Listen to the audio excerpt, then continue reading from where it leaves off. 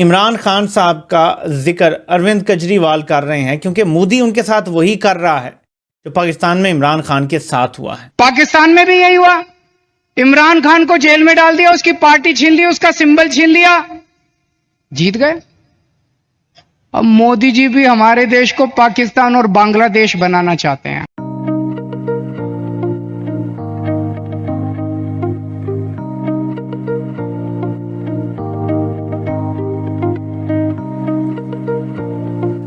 लेकिन इस बार कश्मीर के लोगों को मेरा सलाम है, जिन्होंने इस तरह की तस्वीरें घाटी से पहली बार देखने को मिल रही हैं। यहाँ पर मैं दाद देना चाहूंगी कश्मीर के लोगों को जो बाहर निकले।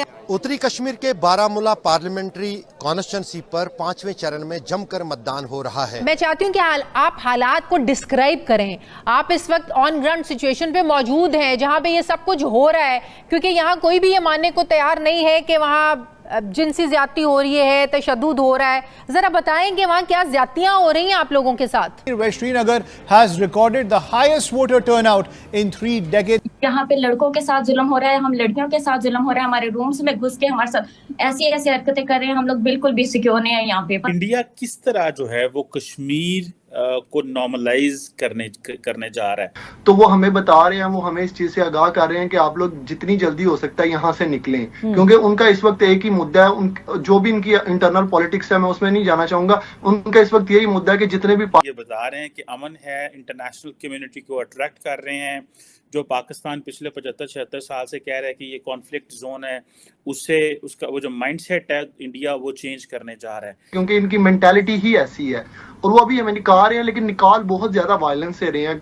कल हॉस्टल्स के ऊपर अटैक हुआ। दुनिया को इंडिया मैसेज दे रहा है कि सिचुएशन नॉर्मलाइज है।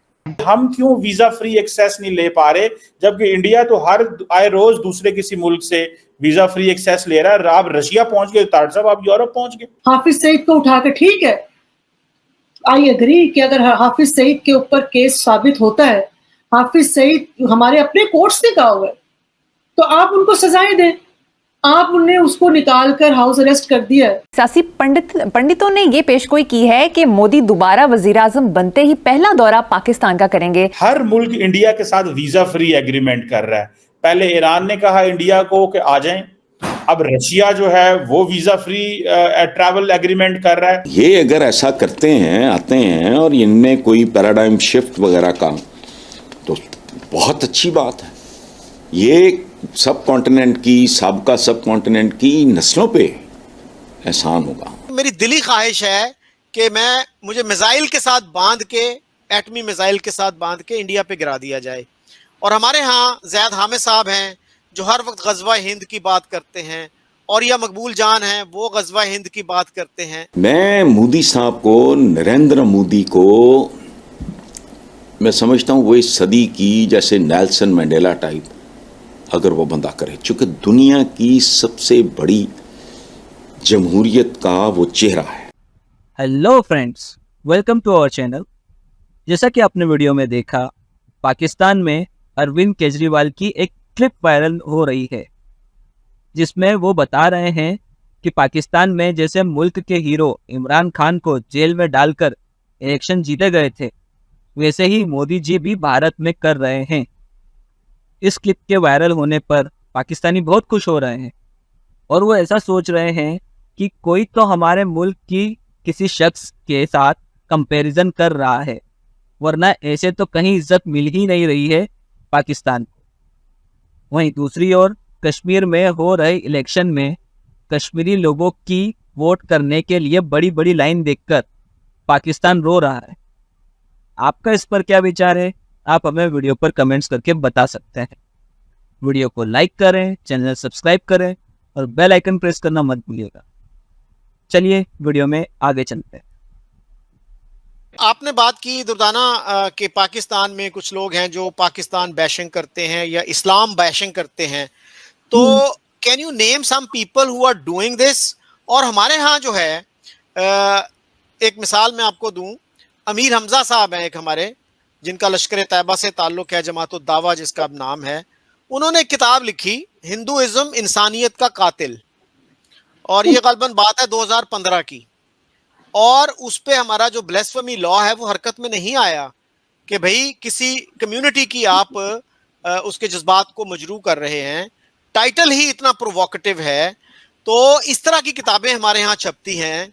और मैंने आपको पहले भी वो मिसाल दी थी जब आपने मेरा इंटरव्यू किया कि नवाए वक्त में 2004 में एक किताबचा, एक बुकलेट रिप्रोड्यूस की गई जिसमें कहा गया कि हिंदू जो है ना वो इंसान नहीं होते, हमारे नौजवान गलती से उन्हें इंसान समझ बैठते हैं, they are blood thirsty demons.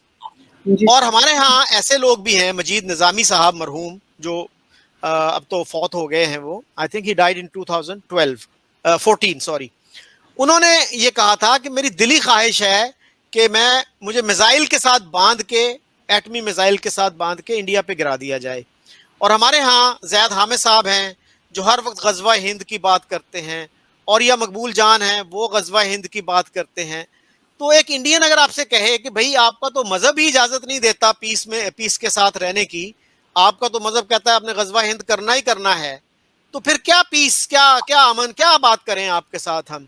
और फिर देखिए ना, मोदी जी आए थे तो आपने क्या तोहफा दिया उनको, उससे पहले वाजपेयी जी आए थे, आपने क्या तोहफा दिया उनको।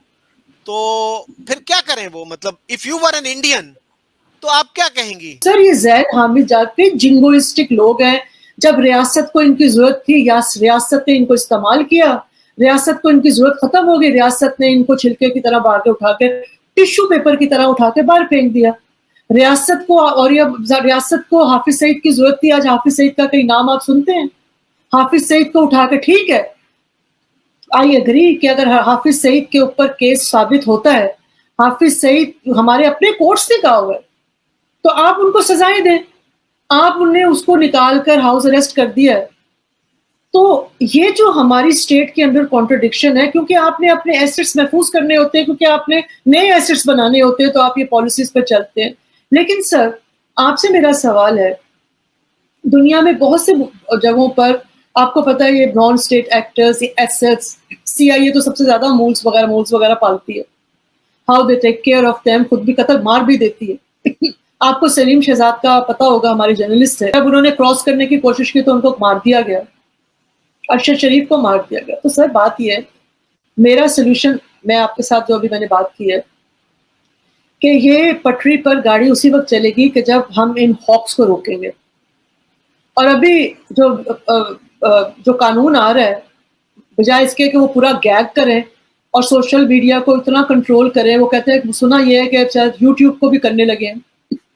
तो भाई अगर आपने करना है तो उन रेडिकल लोगों को बंद करें जो बदअमनी फैलाने का बाइस है, जो लोगों को अमन के नाम पर तोड़ने का बाइस है। तो फ्रेंड्स, आपको हमारा ये वीडियो कैसा लगा आप हमें कमेंट्स करके बता सकते हैं। वीडियो को लाइक करें, चैनल को सब्सक्राइब करें और बेल आइकन की घंटी बजाना मत भूलिएगा। Thank you.